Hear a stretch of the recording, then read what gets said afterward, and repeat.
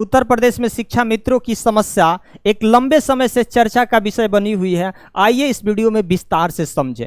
उत्तर प्रदेश में कुल शिक्षा मित्रों की संख्या 1,37,000 के आसपास है। जब ये शिक्षा मित्रों की नियुक्ति हुई थी तो उस समय इनका मूल वेतन हुआ करता था 3,500 से 5,000 के बीच। 3,500 से लेकर 5,000 के आसपास यह लोग वेतन पाते थे।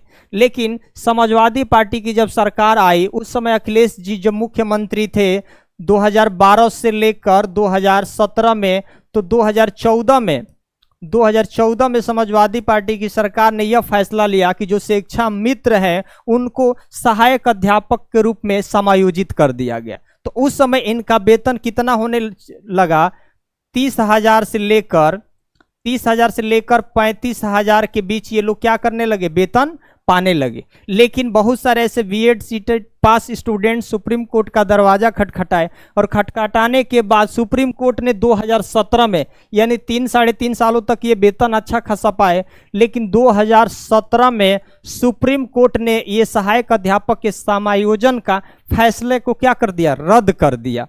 ठीक, उस समय एक बहुत बड़ा यह विषय बना हुआ था कि बहुत सारे ऐसे शिक्षा मित्र जो आय में भारी गिरावट की वजह से और नौकरी की अस्थायी स्थिति के कारण बहुत सारे ऐसे शिक्षा मित्र तो आत्मदाह कर लिए। एक बहुत बड़ा सामाजिक मुद्दा भी बन गया और लंबे समय से ये शिक्षा मित्र अपने अस्थायी के लिए लंबे समय से मांग भी कर रहे हैं, अपने वेतन वृद्धि के लिए लंबे समय से मांग भी कर रहे हैं और ये अपने गृह जनपद को छोड़कर अन्य जनपद में भी उस समय से ड्यूटी भी देने लगे। लेकिन भारतीय जनता पार्टी की सरकार आई और योगी जी मुख्यमंत्री बने तो इनका एक निश्चित मानदेय सुनिश्चित कर दिए, 10,000 रुपया।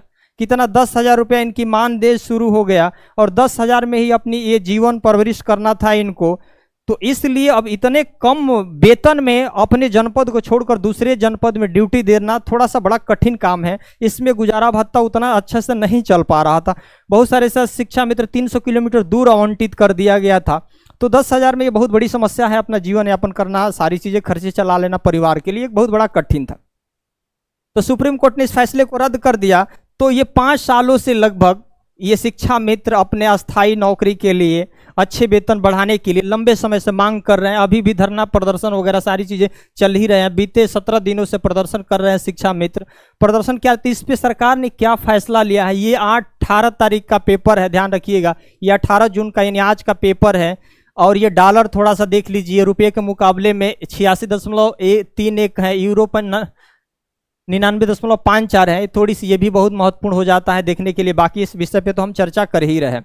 ठीक, सुप्रीम कोर्ट आदेश दिया था, शिक्षक पद रद्द हुआ था, समायोजन 2017 में रद्द कर दिया गया था। उसके बाद मानदेय कितना उठाने लगे शिक्षा मित्र, 10,000 उठाने लगे। जनवरी में सरकार ने मूल विद्यालय में वापसी का दिया था आदेश। सरकार ने कहा कि नहीं, अब 10,000 में इनका गुजारा भत्ता नहीं चल रहा है, तो ये जहां से आए थे कम से कम वहीं पर इनको पुनः बहाली कर दिया जाए। और ये भी कहा गया कि ठीक है वहां पे तो बहाली हो जाएगा, लेकिन अगर वहां पे अगर सीट खाली नहीं होगा तो कंडीशन क्या होगी, तो वहीं आसपास जो भी नज़दीक स्कूल वगैरह होंगे वहीं पर उनको क्या कर दिया जाएगा, उनकी ड्यूटी सुनिश्चित कर दी जाएगी, वहीं पर अपना पढ़ाएंगे।